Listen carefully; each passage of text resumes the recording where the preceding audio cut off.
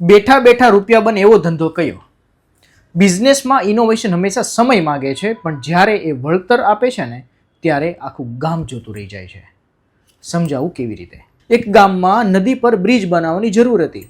આખું નગર ભેગું થયું, પણ કોઈ પાસે રસ્તો ન હતો. ત્યારે એક વિઝનરી માણસ આવ્યો અને બોલ્યો કે બ્રિજ હું બનાવીશ. અને લોકો હસ્યા, પણ એને કામ શરૂ કર્યું. 3 વર્ષ સુધી તેણે રાત દિવસ એક કર્યા. ક્યારેક સફળતા મળી તો ક્યારેક પાયા ધરાશાઈ ગયા. ગામવાળા કહેતા, આ તો ગાંડો છે, આનાથી કંઈ નહીં થાય. પણ એને હાર ન માની એ ઇનોવેશન કરતો જ રહ્યો. 4થા વર્ષે બ્રિજ તૈયાર થયો અને એણે ચાલવા માટે એક નાનકડી ફી રાખી, જેને આપણે કહીએ છીએ ટોલ ટેક્સ. જોતજોતામાં હજારો વાહનો ત્યાંથી પસાર થવા લાગ્યા અને 4 વર્ષની મહેનતનો ખર્ચ એને માત્ર 2 વર્ષમાં ઊભો કરી લીધો. બિઝનેસમાં પણ આવું જ છે.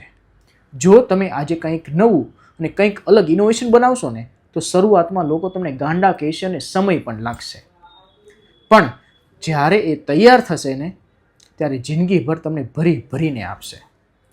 બિઝનેસમાં આવો કોઈ બ્રિજ બનાવો. શું તમે પણ બિઝનેસમાં આવો કોઈ બ્રિજ બનાવ્યો છે ખરા?